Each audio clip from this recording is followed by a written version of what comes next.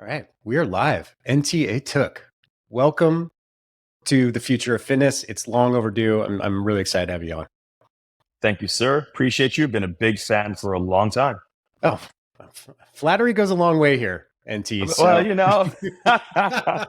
I'm watching all the episodes, Eric. I'm like, how come I was never invited? Thank you, yeah, finally. yeah, right on, man. It only took us 7 years. Well, excited That's to have right. you. I've Yeah. been following you from afar. I got to meet you. I was at one of your boutique fitness summit events a couple of years ago, and you're seemingly kind of all over the place in the industry. And FitGrid is obviously your baby. So there's so much to talk about there. And you've been In addition to my other baby, which I just had on December 21st. Oh, so, yeah, right on. Congratulations. Yeah. That's huge, man. Absolutely. That's great. Yeah. And you look well rested, believe it or not. Well, that's great. Let's get into it. I think, for people who don't know you, you have a great background, a great backstory. And I think that would set the table for everything we're going to chat about today with FitGrid primarily, but all the other stuff you do. And your insights into the industry as far as artificial intelligence and community building and what that means in the modern age. All of that's going to be super exciting and valuable for the audience. But let's talk about you. Give us a little insights into how you got to where you are, NT. Yeah, sure. I like to say that I started life as Urkel. I'm half from Nigeria. I'm half from Bahamas. I grew up between the two places. And really, when I was 11 years old, I taught myself 6 programming languages. I was just interested. I wanted to start the next Apple computer. And so I was building video games. They were terrible video games, but, I was building them and I take pride in that. And I was also at the same time, I did the American International School when I was in Nigeria. And I was also doing those presidential fitness awards, so it's like how many push-ups, how many steps, all those sorts of things you do. So I'd like to say that 11, I was an OG scholar athlete. You can call an 11-year-old a scholar athlete, right? Yeah, sure. Then I came to America. And as they say, came to America to find my wife. No, but I came to America for boarding school. I ended up going to a school in Connecticut. Did that. Then I went to Cornell for electrical engineering, computer engineering. Again, my interest was sort of following the path of how do I build these computers. So I studied VLSI design and quantum mechanical theory, and it was really like, oh, this should be interesting. I'll come out, I'll build the next Apple, as I said. But I realized that I was following the wrong Steve. Steve Wozniak actually did all the building of everything. Steve Jobs had all the fun. And that was the marketing dude, right? So I was like, oh, business. That's what I should do. So I got my degree. I promptly parked it on the shelf, went off into the business world to go and actually really have some fun. So I did that for a couple of years and then went back to business school at Columbia. Did an internship with McKinsey, which is a strategy consulting firm. I decided I needed more exposure to the business world and how people think about things and all of that. Realized pretty quickly that I wanted my hands more on the steering wheel, than consultants seem to do. So when I came out of business school, I parked myself, or I was recruited to the R&D group for Citigroup. So they were looking for ways to come up with the next PayPal, billion-dollar financial ideas. So I worked with that group. And then I was pulled out of that group to work with the chief of staff to Citigroup's president globally, at the time. And they wanted to take an analyst and give them the chance to see how the C-suite operated. And I was supposed to go off into a glorious future in finance, but I'd already started working on my first business, which does educational video games. So Halo, right? Yeah, I've never played. So I didn't do Halo. So I didn't do Halo, but imagine Halo. Multiplayer, 3-dimensional world, people playing against each other. Imagine that while kids learn different subjects. So a kid in LA could play a kid in New York, could play a kid in Lagos, Nigeria, or Tokyo, Japan, for that matter, while they were learning math and literacy and all of that. So I did that for a number of years, raised a bunch of money, for it. And along the way was invited into a bunch of really great rooms where I met entrepreneurs who had done a whole lot more. So I was a fellow at this institute called the Aspen Institute, in a group of entrepreneurs who had started everything from like LinkedIn, former classes. Reed Hastings, who had started Netflix, was from a former class of that. And I was like, wow, this is really great company. And then the stuff that happens in Davos, the World Economic Forum. I was a World Economic Forum technology pioneer. So I was around some really, really great, entrepreneurs. And I'd like to say, I'd like to think that I picked up a couple of things from those folks. I came into the fitness space next. And I looked around and I was like, okay, this is a space that feels like it could use a technology upgrade. It just Fair. Understatement of the century, right? If you sort of walk into most gyms or walk into a studio and you're kind of like, this should be sort of the epitome of like the hospitality experience. It's not, right? And I was like, there seems to be a space here where deep personalization, like an understanding of who the client is when they walk in the door and how to treat them, what they want and all the rest that could really work.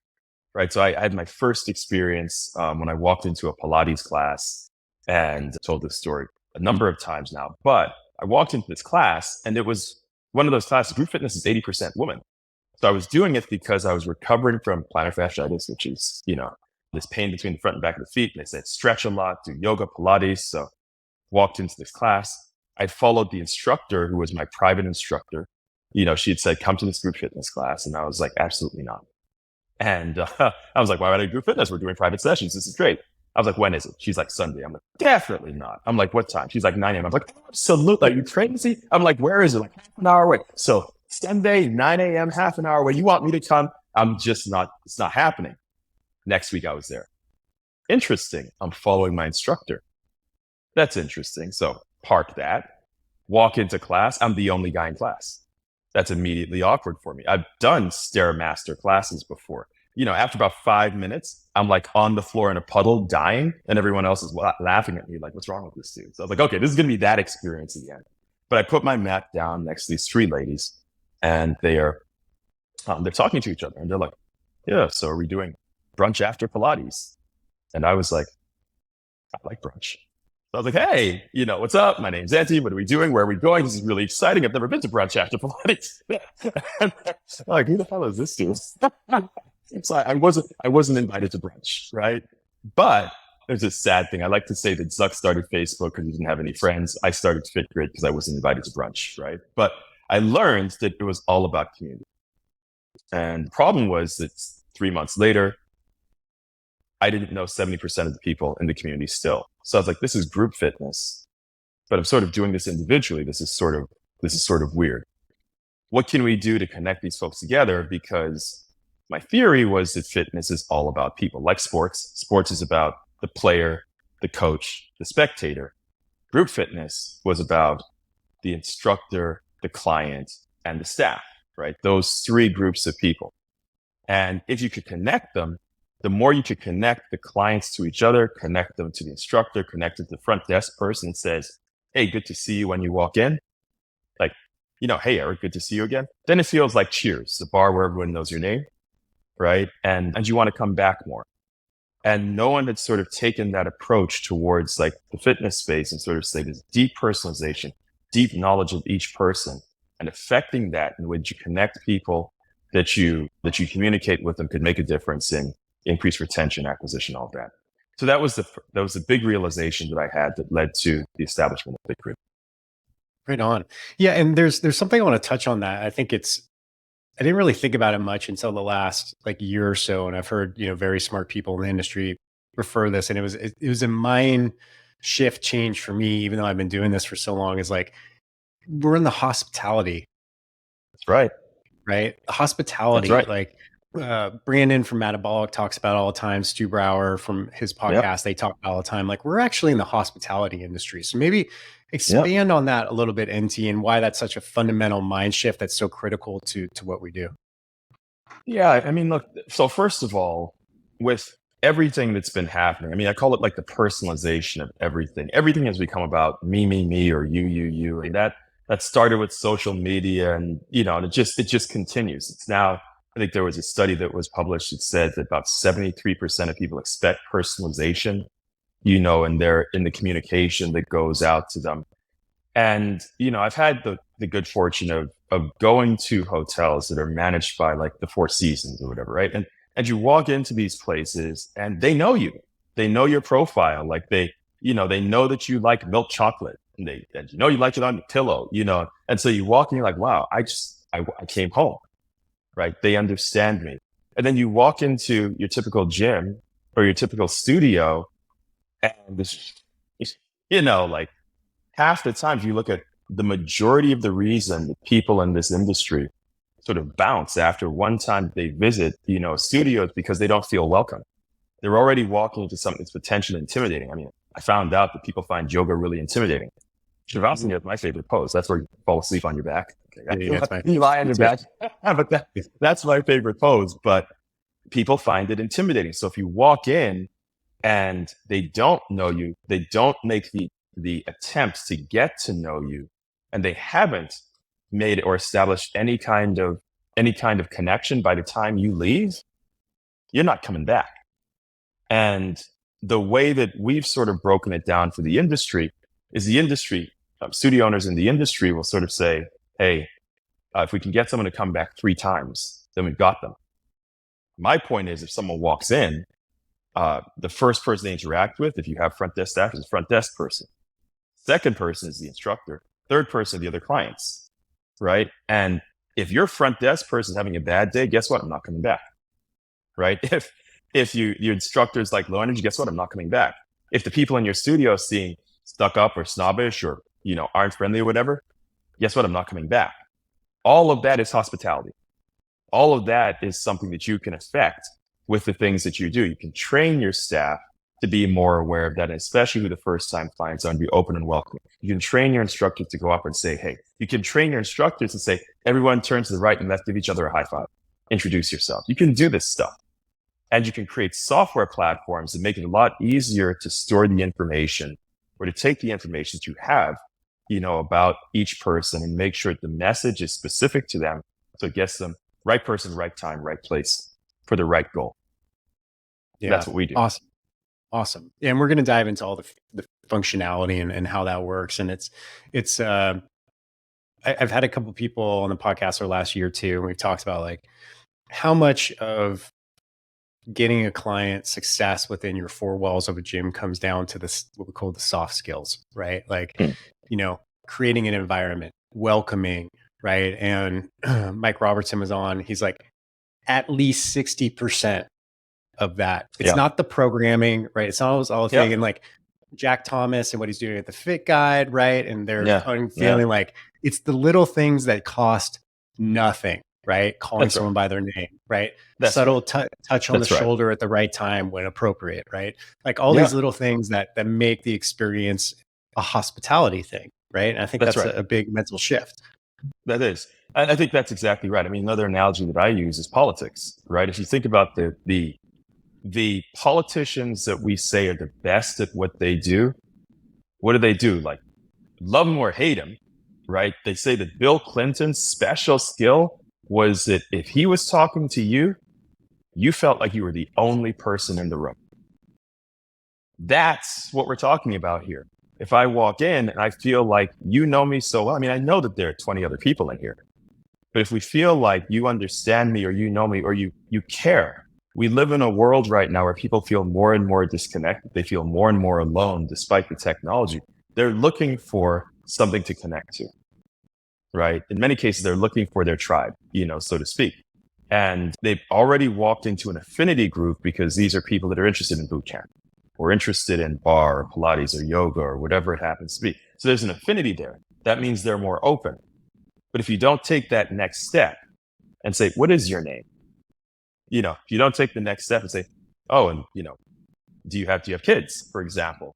And then if you can imagine, you can remember the kids' birthdays, like the next time that you see them, you're like, hey, by the way, how was your trip in from, what do you call it? Like Brooklyn or whatever. Like, wow, okay, you remembered who I am, right? So those things are things that make all the difference for someone feeling like they're seen, they're noticed, they're heard.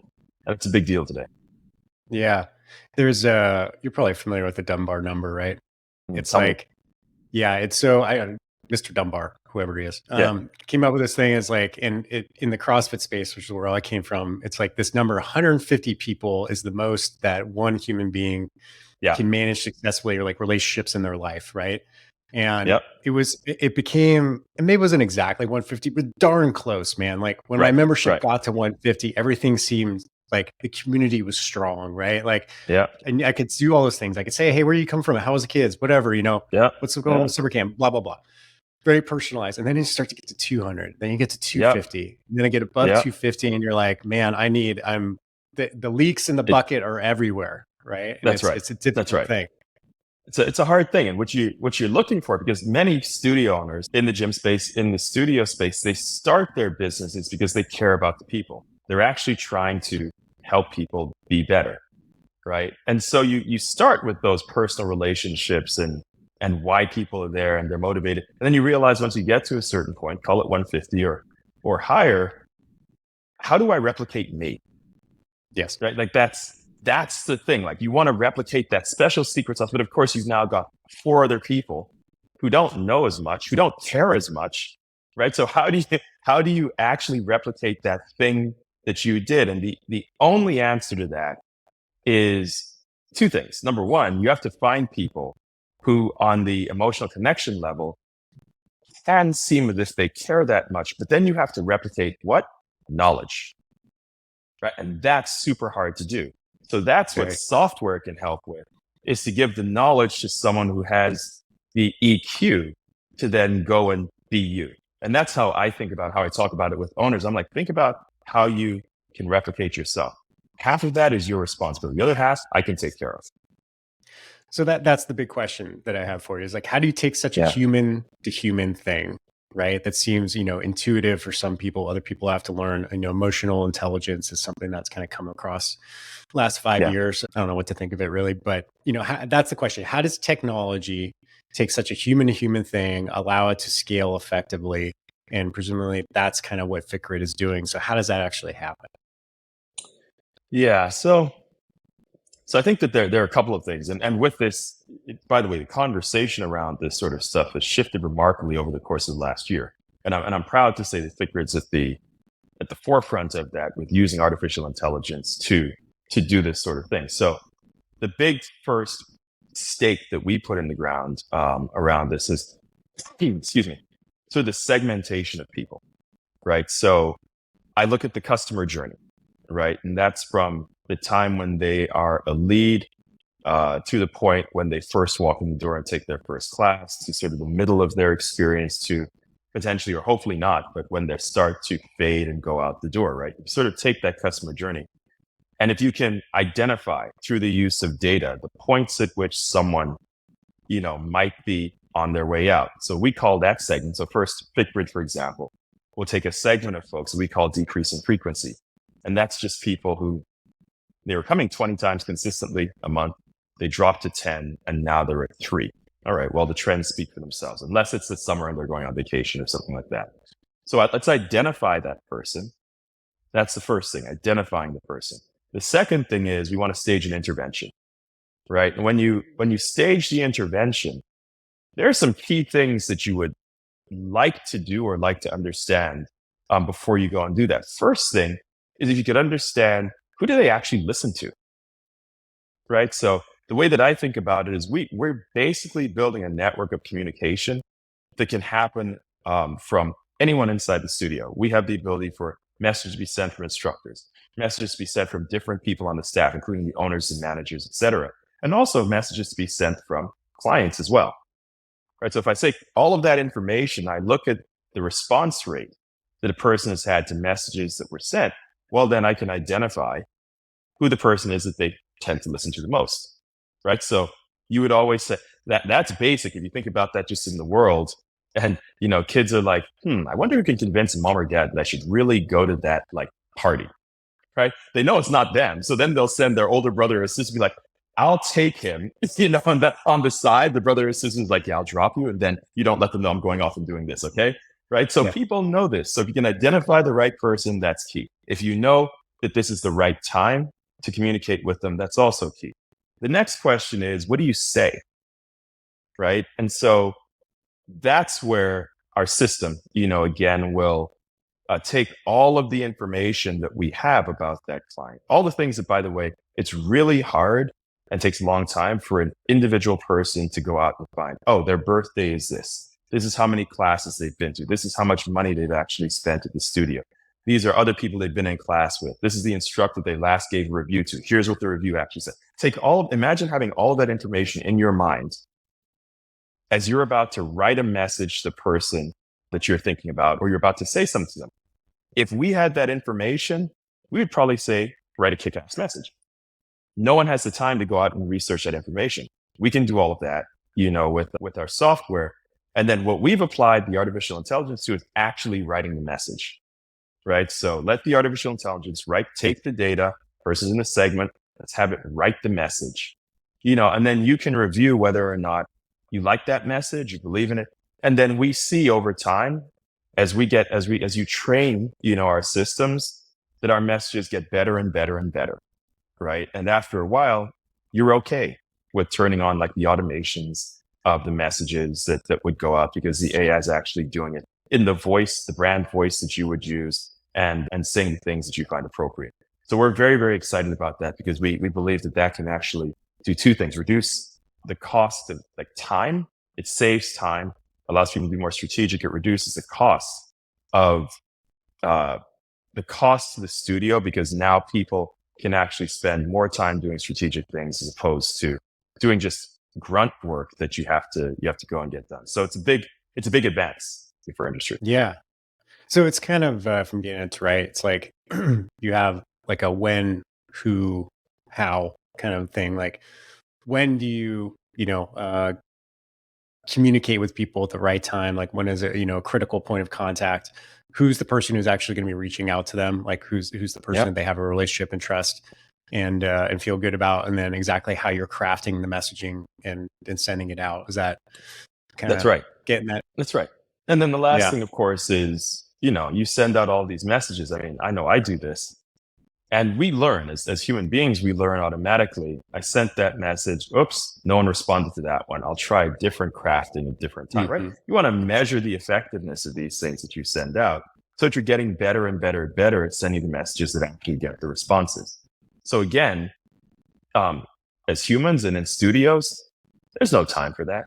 You send out your message, you can blast out a newsletter or an email or a broadcast or whatever it is, or you send a follow-up to something. No one's sitting there, and saying, did that actually work? Just don't have the time, just don't have the people. In many cases, don't have the skills to go back and actually analyze it. That's the stuff that, again, software can do really, really well and really leverage. It can help you. I call it like it's your assistant. It's like having a personal assistant has the ability to do all of those things for you, including the analysis, including the actual copywriting, including the editing, all of that sort of stuff. There you go. And what do you think nowadays is the most effective communication channel for studios to contact their clients? Is it SMS? Is it email? Like, what? Picking up the phone? Like, what do you think? Yeah. So it's funny. My answer is going to be, it depends, and never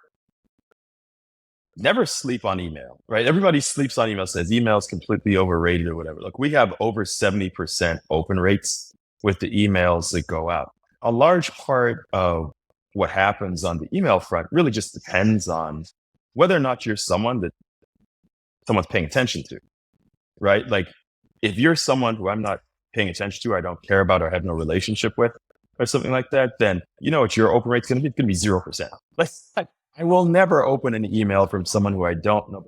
But if the studio has done its job, and people actually care about the experience with the student, this is coming from the studio, I will open it, I will pay attention to it. Now, if you want something that is more immediate, then SMS is by far the best channel. I just like to say, don't overplay your hand with the SMS, because if I keep getting irrelevant texts, then I can stop that from happening. So ping me every once in a while, and you will get a response, right? Ping me all the time. I'm annoyed. These should be emails, so I can pick and choose whether or not I want to do that. And the final thing that I'll say, like telephone calls, don't sleep on the phone either. I know that all these young Gen Zers, they're like, I remember back in the day, I'm happily married now, have a baby and all that sort of stuff. But I remember back in the day when I was dating like years ago, and I would try to call, And so after you met someone on like a dating app, they're like, "Why are you calling me?" And it was like the weirdest thing in the world. And I was like, "Oh my God, you're such a just different generation than I am." Right. But Yeah. don't sleep on like the phone, especially because it's so unexpected these days. So I like to go in when no one else is doing something. Yeah, you might get the person they pick up and they're like, "Oh." And especially if you're doing a favor as opposed to making an ask, then it solidifies that bond, that experience.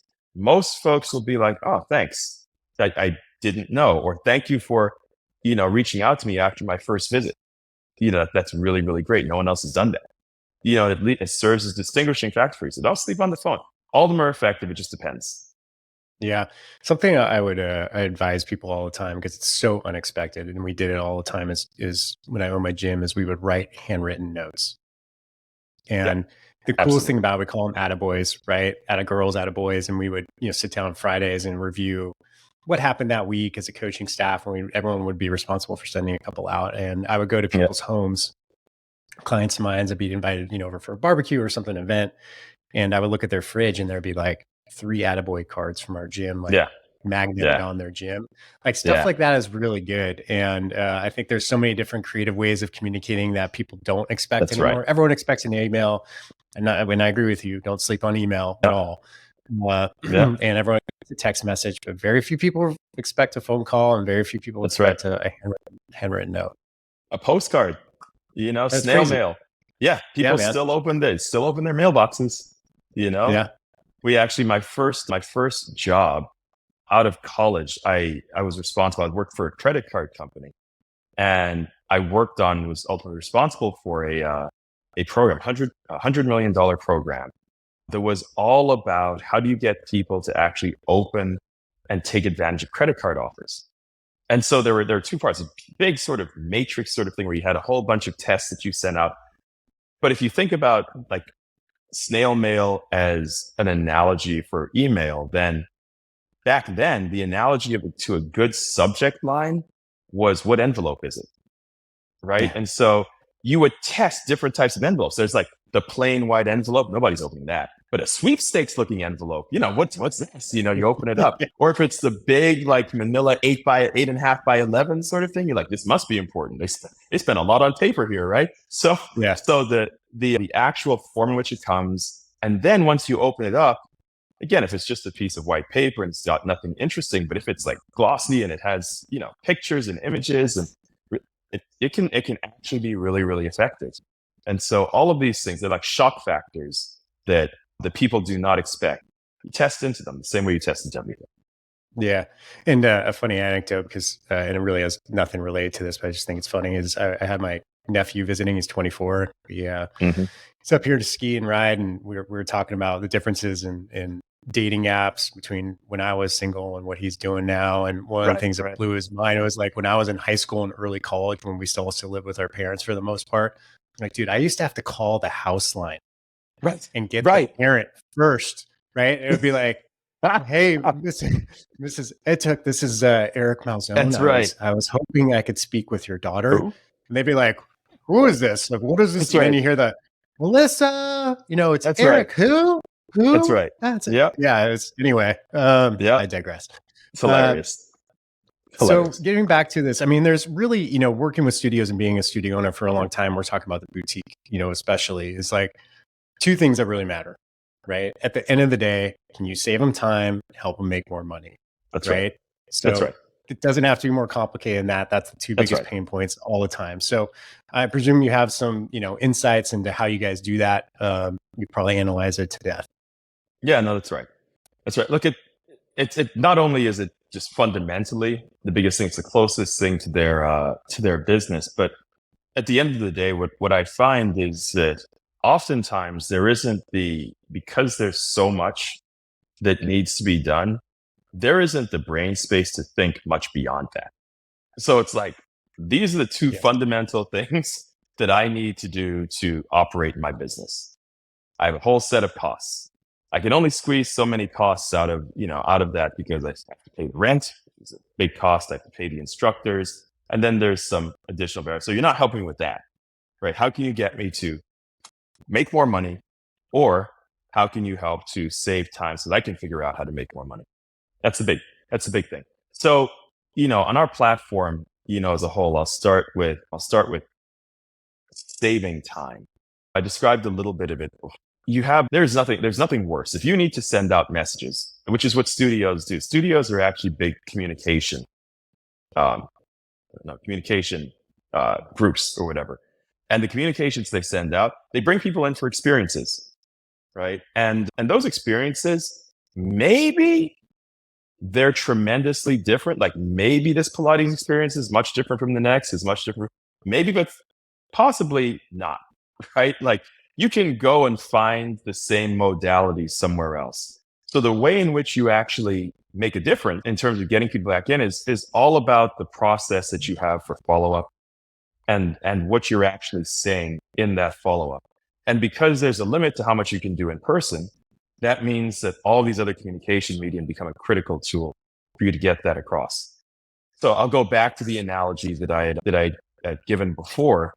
If you, Eric, or if I could sit there and handcraft a message for each person that walked in the door, then we'd probably have like a 60% return rate, 70% return rate. It'd be fantastic, right? But that means that we would, again, need to understand each person. Then we need to take the time to actually write out or create a message for that specific person. And you just can't do it. So our system will take all the information that we can find about that person. We'll actually write that message. We'll put them into the segments for you. It's basically like you turn it on, set it and forget it. And one of the things that we have most recently rolled out, which is really a great innovation from our perspective, is what we call daily automations, right? Mm-hmm. So we basically say two things. The first is that there are some key segments in the sort of the client journey that you need to pay attention to. First of those segments that are up for conversion segments. That could be a lead, from your website. That could be the person, this is the first time that they walked in the door. That could be someone where their package is expired, their membership is about up, their first week intro offer, whatever. Those are all people that are up for conversion. You want to communicate with those people as rapidly as possible. The second group of people are sort of the feel-good people, the milestones. It's your birthday, right? Or you had a 10 class, 25 class, 100 class milestone. You need to make sure that people remember you and that they remember that you remembered them, right? And then the last group is the at-risk group. And that at-risk group are those who are, sort of slowly declining or heading out the door, and you want to stage an intervention. So what we've done is we've created what we call a daily automation that will take the people in those segments as they roll into that segment this particular day. They roll into that segment and it automatically generates the message with all the data that we have on it by the artificial intelligence, right? And if you trust the artificial intelligence, you just turn it on. So every day, those things will go out. Now, the big innovation around that, which is interesting, is that up until this point anyway, the state of the industry and state of art in the industry has been templates. So templates were created. By template, I mean, that you go and you would say, hey, this person has reached their 10th class, and the studio would say, okay, write the message or create a message. They would create a message that's like, hey, it's great to see that you hit your 10th class. We'd love to see you for your 11th. Generic message, right? So if there are 100 people in a given day who hit that milestone, then it doesn't matter whether it's John or Jacob, Mary or Mary Lou, right? They will all get that same message, and studios spend hours. I mean, talking tens of hours, in some cases, hundreds of hours creating those templates, which then are generic and actually don't evolve over time, right? What we've done as an innovation is we've said, yes, you can create that sort of period in time or that trigger, but the artificial intelligence will create the message. All of a sudden, instead of spending 20, 30 hours setting stuff up, there's no setup time. You can actually even jump in and just test this. The artificial intelligence will create the message. And as you send more and more of these messages out, it will get better and better at the types of messages that you want to have crafted, right? So it saves time, which is what you were talking about, not just from the setup perspective, but it evolves over time automatically based on how well those messages are doing. And in addition to that, it saves time from the actual writing and the data gathering that's necessary to write a good message. And that's actually a huge leap. And that is a very different thing. It's a paradigm shift, in the industry. And so we're very excited to get that out and to have people try it because it's gotten great response so far. That's the saving time thing. Awesome, man. And I presume with the make more money, it's just those conversion points. It can be chaotic as a gym owner and studio manager. Like there's just a lot of stuff flying at you all the time. Like just feel like when you get the opportunity to sit down and focus on one thing, like freaking pipe breaks or something happened. Like someone got their car towed in the parking lot, right? It's like, oh man, God, so it can be chaotic. And I think that's the point is we miss all these opportunities for conversion, whether it be lead management or, upsells or, saving somebody on a retention because, maybe they just need that right touch at the right time so they don't quit. So that's right. Yeah, no question there. And that the system does all of that. So we get better and better and more effective at doing that. We see the actual effects of this, right? We've seen, actually, if you look at it, we've seen that we increase, for example, first-time conversions across our portfolio by 35%.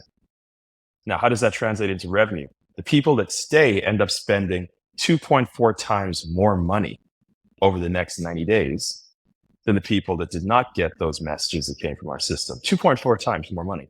And then the people are staying in the studio 3, 4, 5 months longer on average. So that's just the conversion points that you were talking about.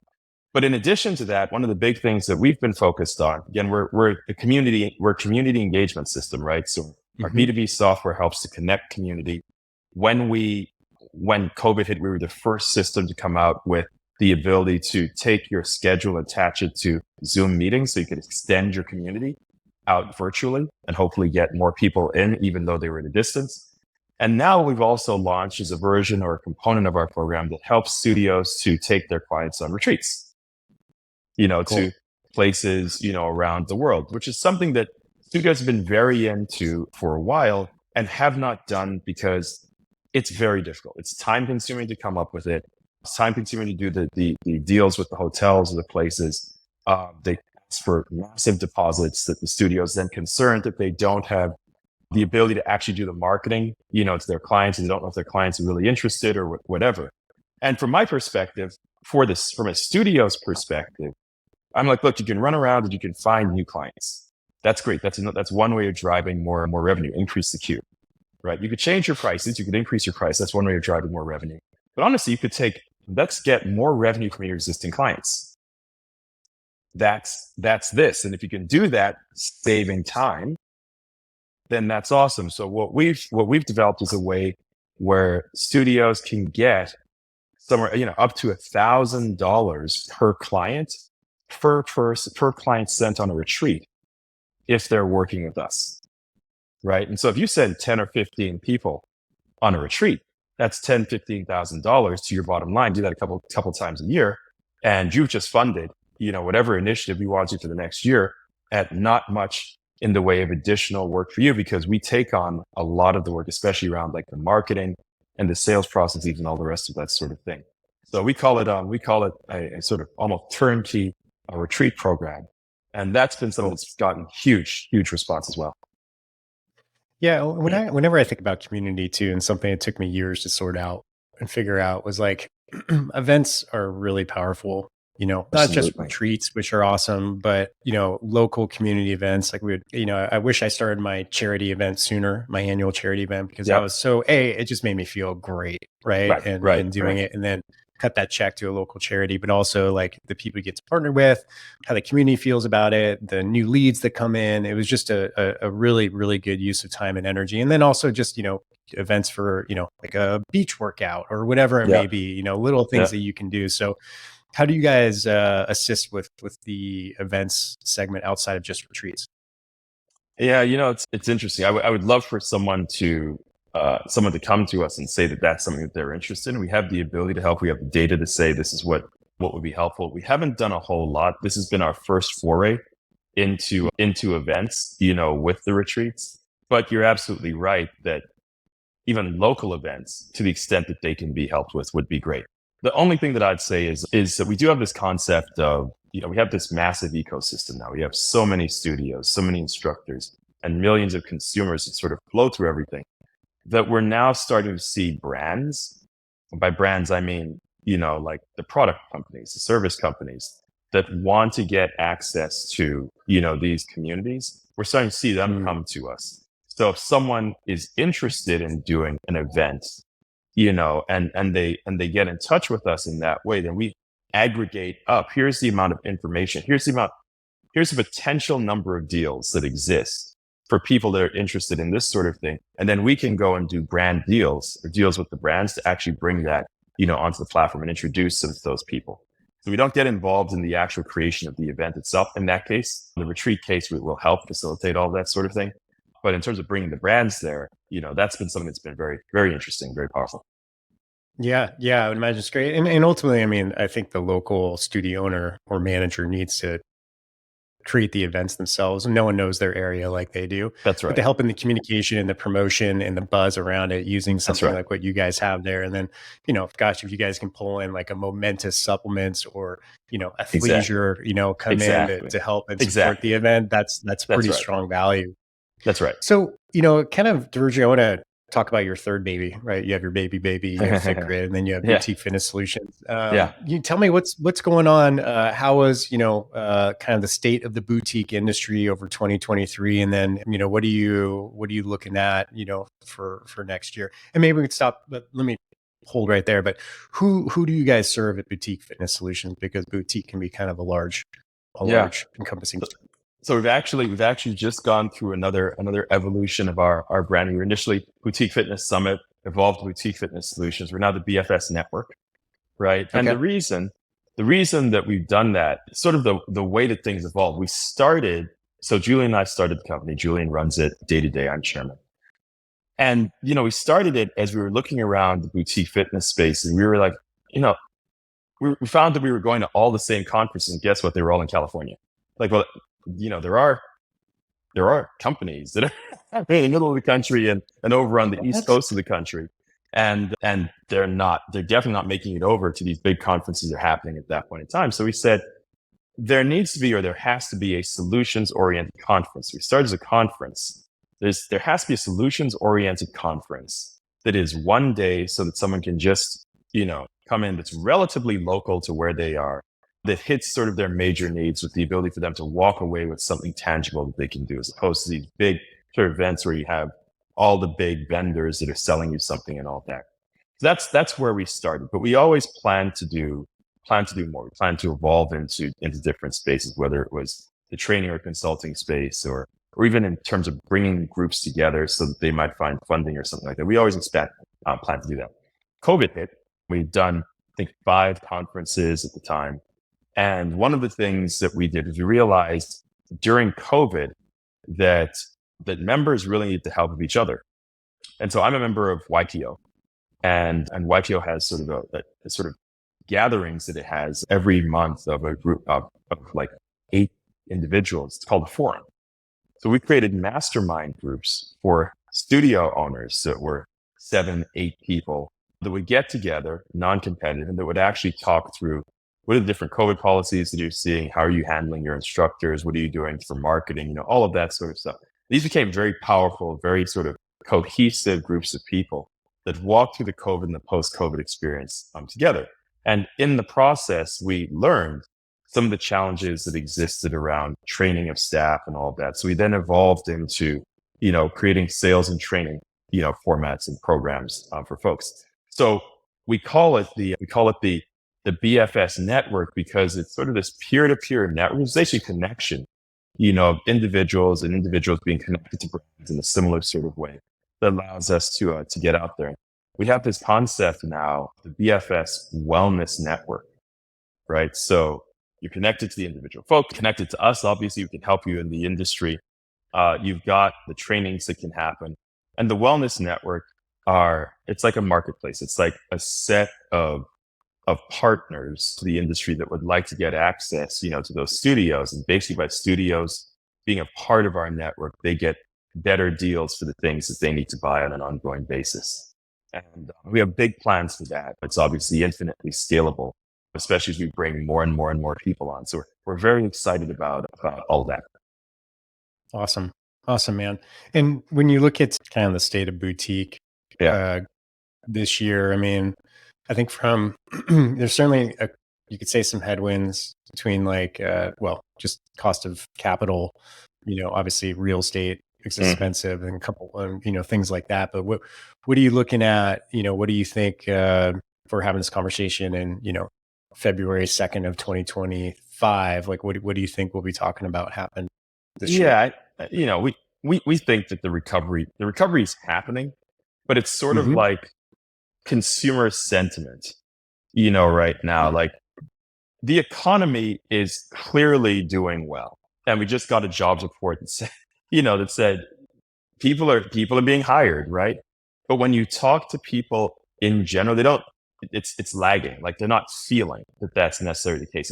And also because of COVID, it's like PTSD, they're very cautious, about it. So you have the consumers that are out. Now they're out, they're going and they're traveling and they're doing this, that, and the other. And they're going back to gyms, and we see them coming back to studios more slowly in some places than others. But studio owners are still cautious, about it. And that caution, unlike the go-go years before pre-COVID, when boutique, sped to like 43% of the gym industry, right? I like to say that at that point in time, that was fueled by a lot of, I'll just call it free customers.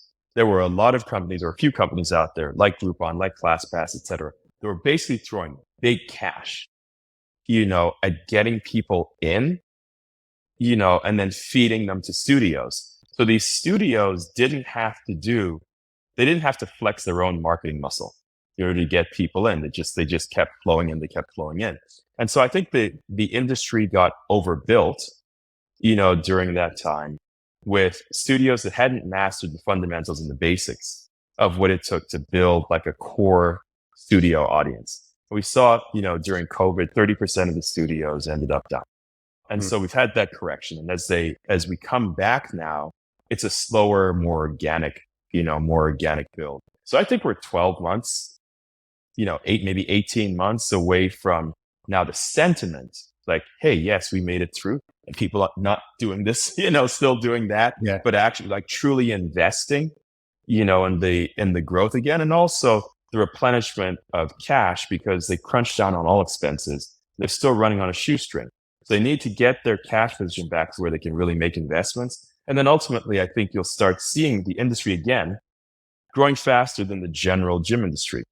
The reason is simple. We are an experiential industry. You walk in, you have an experience. You have that experience with 10, 15, 20 other people. When a percentage of those people go out and talk about that experience, by definition, they're talking about it with more people than a person that goes out and speaks about their individual treadmill workout or their gym workout that they have at a particular gym. So we'll start to see that effect start to grow again, but it isn't fueled by the same cash and the same companies that were throwing clients there and consumers there before. So it'll come back. 12 to 18 months, we'll be back. And that's my opinion. And studios will be talking about, okay, how do I really accelerate what I've managed to, put in place and solidify? Awesome. That's NT's crystal ball. That's right. Ladies and gentlemen. Well, it's great. Last question I always enjoy asking people, but, as a community of, fitness and wellness business folks and people who just generally give a shit about it, how can we help you? What would you like to hear from people about? How can we support you, NT? Yeah, no, listen, we appreciate everyone, that's out there. If folks do want to check out the software, just go to fitgrid.com. That's for the B2B software. We'd love for you to come and check it out. There are obviously free trials of it. Check out the artificial intelligence. Check out the things like the instructor feedback or surveys that we have. And just get in touch with us. We always love a conversation. If there are studios that are interested in doing retreats, we're your people. Come see us on that. If you just want to have a great conversation about the state of the industry and how we can help, then I'm always open to that. Always want to make sure the industry stays strong, stays looking forward, and stays positive. Awesome, man. I appreciate that. And if they want to get a hold of you personally, do you have like a social media you like them to go to, or how would you like them to do that? Email. Remember that email thing? So do you want to give them your mailing address? That's right. Yeah. NT, that's N as in Nick, T as in Tom, at FitGrid.com. So NT at FitGrid.com. Hit me up. Would love to hear from you. Awesome, man. Really appreciate your time, NT. I'm glad we finally made this happen. And, like I said, I got to attend your conference, the summit a couple of years ago and saw you on stage and, really well spoken. Great job. Great job on that. And thank you, brother. Yeah, just keep up your work. Thank Ladies you. and gentlemen. Love what you're doing here. Thank you, everyone. Appreciate the time.